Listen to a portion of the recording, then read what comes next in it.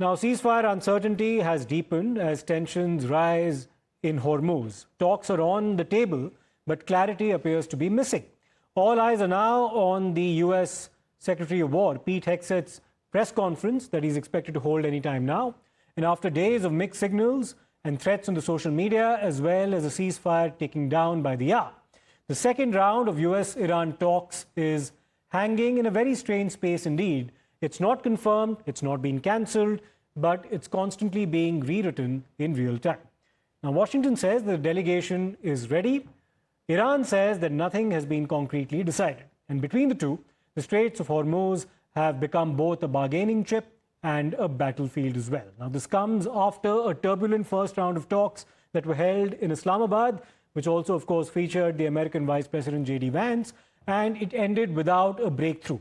Since then, escalation has continued alongside diplomacy. The United States has maintained a blockade on Iranian ports, intercepting vessels and tightening maritime pressure. Iran, in response, has alternated between reopening and reimposing restrictions on the Strait of Hormuz. Now, the American Vice President, Mr. Vance, is expected to lead the American delegation to Pakistan once again, ahead of schedule and of the two-week U.S.-Iran ceasefire. However, the question of a second round of talks with the United States as well as Iran is publicly drawing a clear line. There is no confirmed plan. There is also no final decision that has been taken just as yet. The Iranian Foreign Ministry has stated that as of now, Tehran has not agreed to participate in any new round of negotiations in Pakistan's capital city of Islamabad. Officials have also said that the conditions on the ground remain unstable, with continued military pressure, the ongoing blockade, and recent maritime seizures, making the environment completely unsuitable for any kind of rational diplomacy. Now, we're also, of course, waiting for that press conference to be held as well. Now, the Americans have said that the talks have been set up in Islamabad and they're raring to go. Iran has, of course, contradicted all American claims by saying that there are absolutely no plans as far as the second round is concerned. We'll have to, of course, wait for the Secretary of War, Pete Hegseth, to begin his press conference. The Americans have pushed a series of conditions for those talks to be held.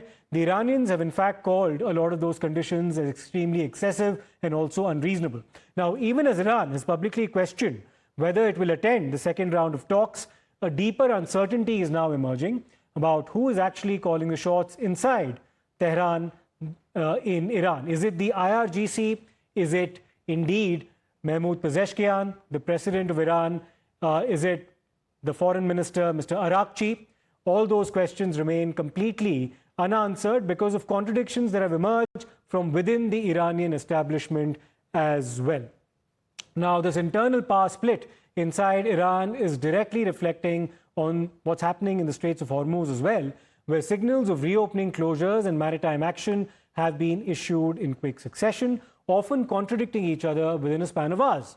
Now, while diplomatic channels have hinted at de-escalation, IRGC-linked actions at sea and shifting announcements from different Iranian authorities have made Hormuz less a policy decision and more a live reflection of competing centers of power inside Iran. Now, as the ceasefire clock tightens over the Iran-US confrontation, the American President Donald Trump is now signaling a direct and unusually personal diplomatic opening, saying that, quote unquote, he has no problem meeting Iranian leaders if it helps push negotiations forward. Let me quote him. He says that I have no problem meeting Iran's leaders. I have no problem meeting them. We're supposed to have talks. I would assume nobody's playing games. So he's at least appearing to, in fact, repose an element of trust in the Iranian establishment. At the same time, the American President, Mr. Trump, has also drawn a direct line between stalled diplomacy and battlefield escalation, warning that if talks with Iran indeed fail, lots of bombs start going off. So he's threatening further escalation. In effect, Trump is now positioning himself as both a negotiator and an enforcer, offering direct engagement at leadership level while keeping military escalation firmly on the table if diplomacy ends up collapsing. Now, hours after the expected second round of Iran-US engagement, the American President Donald Trump has also dramatically reset the negotiating baseline drawing a sharp contrast with the Obama-Iran nuclear agreement and signaling the upcoming deal must be fundamentally tougher, not a continuation of past diplomacy. Trump also directly criticized the JCPOA framework, which had been agreed on between the Obama administration and his Iranian counterparts way back in 2015, calling it dangerous as a deal and arguing that it failed to prevent Iran's nuclear ambitions. Trump also raised the stakes on what a successful deal must indeed deliver. He reiterated that Iran must fully abandon its nuclear weapons ambitions, insisting that there will be no nuclear weapons under any circumstances as far as Iran is concerned. Let me quote him once again. He says the deal will be far better than the JCPOA. The JCPOA was a guaranteed road to nukes. Other precedents lack courage. This was an indirect criticism of Obama. I am under no pressure whatsoever. We will do it right this time. We will straighten out this mess. The world will be proud of this deal. America won't be rushed into a bad deal. Now, that's the claim coming from Donald Trump. Now, there are more breaking news now emerging in this entire war of narratives amid the intensification of the crisis in West Asia. There are questions now being posed by the Iranian state media itself. It has directly questioned official death figures that have been released by the United States in terms of casualties on the American side.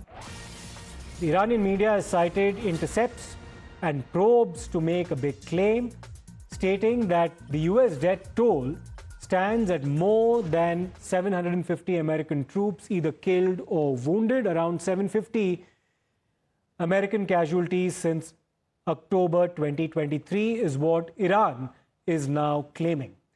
Let me go across to my colleague Srinjoy for more on this. Srinjoy, we've of course witnessed the war of narratives between Iran as well as the United States and the uncertainty over whether or not talks in Islamabad will indeed proceed.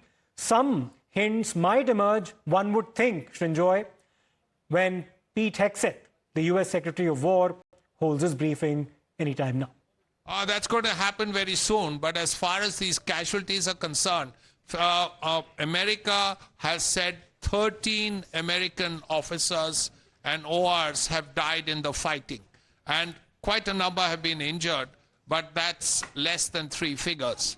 So this number that Iran is speaking about, 750 killed or wounded, is not something the Americans agree with. The Americans say it's exactly 13 dead and a few dozen injured.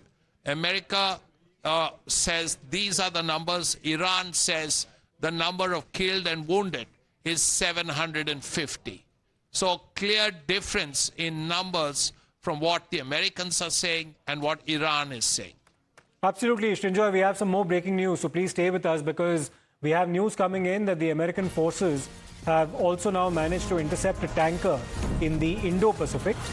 The US troops have boarded this sanctioned ship, MT Tifani, and the US War Department has also said that Iran-linked ships are under lens. The Pentagon has alleged material support to Iran on the part of certain players and that international waters cannot shelter sanctioned ships. So that's the statement coming from the Pentagon. And a tanker has now been intercepted in the Indo-Pacific. MT Tifani is the name of that vessel. Let me go across to Srinjoy now for more on this. Srinjoy, any details emerging on this vessel, on its antecedents, and the American rationale for undertaking this action? Well, it's a sanctioned ship. So if it's a sanctioned ship, that means that it relates to the sanctions on Iran. Those sanctions remain. They haven't been lifted. Perhaps if there are talks and there are discussions between the two sides, the sanctions could get lifted, because when you have talks at that level, it's always give and take. But as of now, the sanctions are in place. If the sanctions are in place, anything that relates to the sanctions then gets into trouble. And Pentagon says it's a sanctioned ship, so we can take action against the sanctioned ship. That's exactly what the US has done with the tanker in the Indo-Pacific. It appears, Srinjoy, that Iran as well as the United States, at least in terms of actions on the ground, are speaking along two parallel lines that may never meet. because Exactly. Iran will now interpret this latest action on the part of the United States happening in the Indo-Pacific, albeit, as an escalation. It will be seen as an act of aggression, and as a result, the question of further talks of J.D. Vance going to Islamabad, the Iranians going from Tehran to Islamabad, become even more remote. Because at this point, there is always a good reason to say no. And at this point, if you're going to board a sanctioned ship, the Iranians, Tehran will say that, look here, this is an act of aggression, and we are going to talk with people who are still being aggressive. We won't talk. We won't go. So how this will turn out, what the repercussions of not talking are going to be, will have to be looked at very seriously, because this is something that is not going anywhere.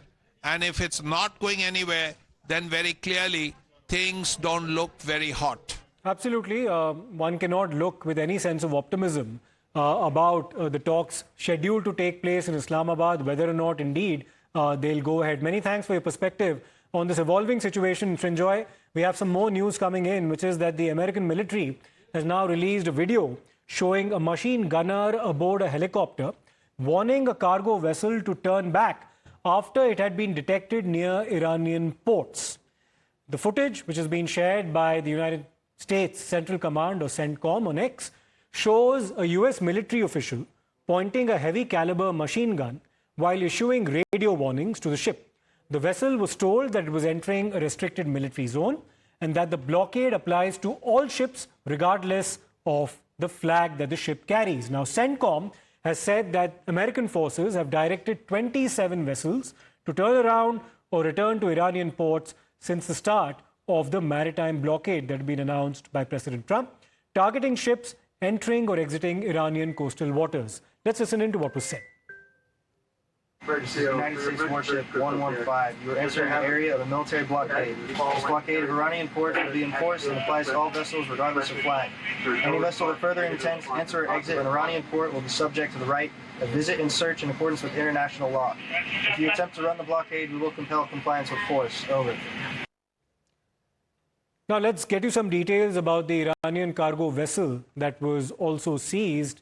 This is, of course, near the Bandar Abbas port point. It's very close to the Straits of Hormuz. The ship was en route to Bandar Abbas.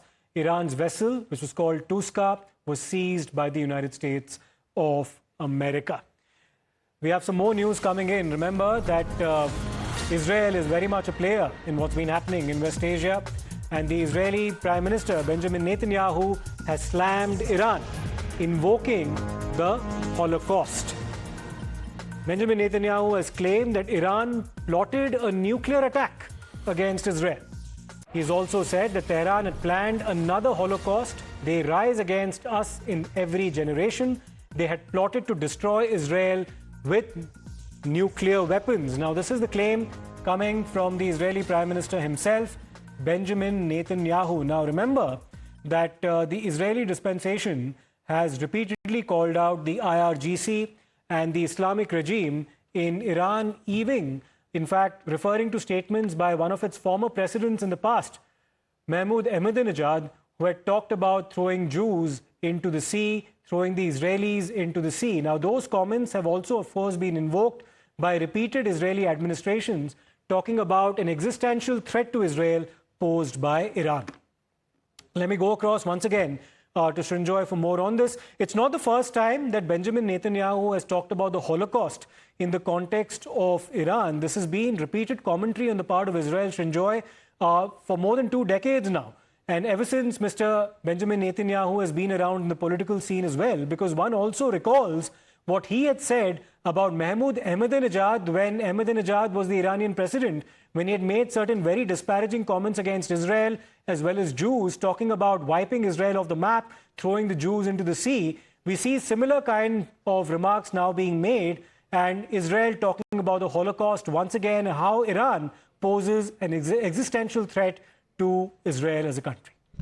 Well, the two names there Iran had for America and Israel have been Great Satan Yes. and Little Satan.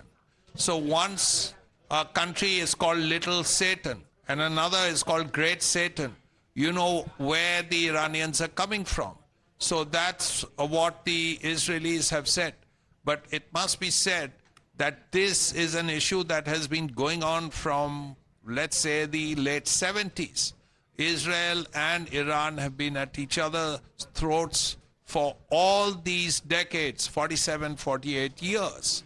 And it's no surprise that things are said about each other. So it's a clear example of where things are. America has always been Great Satan, and Israel has been Little Satan. Stay with us, Srinjoy, because we have a very important claim now that's been made by a Republican, Nikki Haley, who's been a former diplomat as well. And she's now basically claimed that the Iranian vessel Tuska, which was seized by the American Navy in the Strait of Hormuz, she claims that this particular ship was traveling from China to Iran and had been linked to chemical shipments for missiles. In a post on the social media platform X, Nikki Haley has claimed that the vessel ignored repeated orders to stop before it was ultimately seized. She's also alleged that China is helping support Iran, calling it a reality that can no longer be ignored.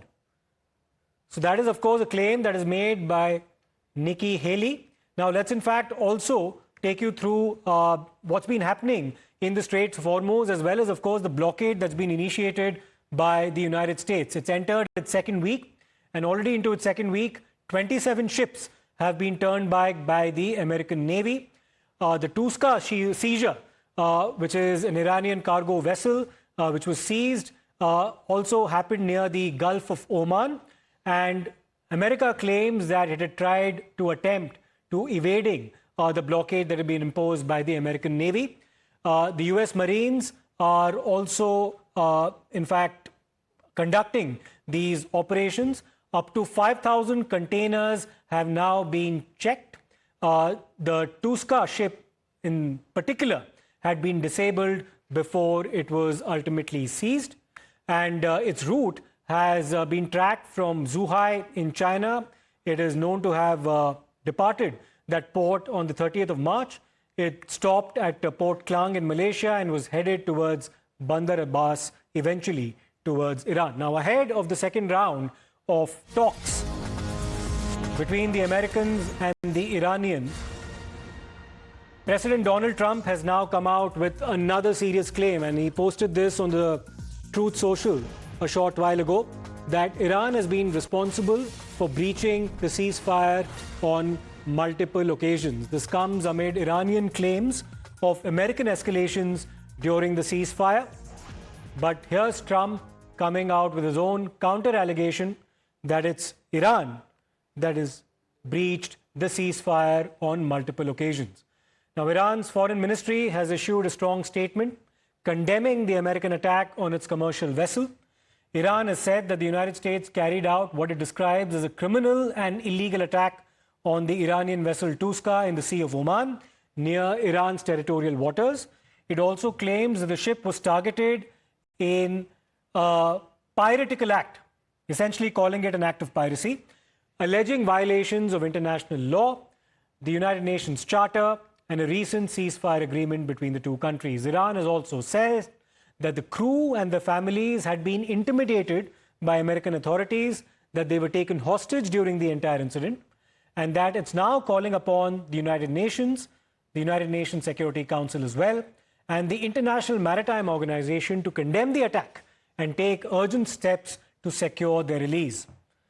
Tehran has also warned that the United States will be bearing complete and full responsibility for a dangerous escalation, adding that Iran will use all available means to defend its sovereignty and protect its citizens' rights. Now, that's the claim coming from Iran. So it's a war of words, it's a war of narratives and accusations and counter-accusations of escalations.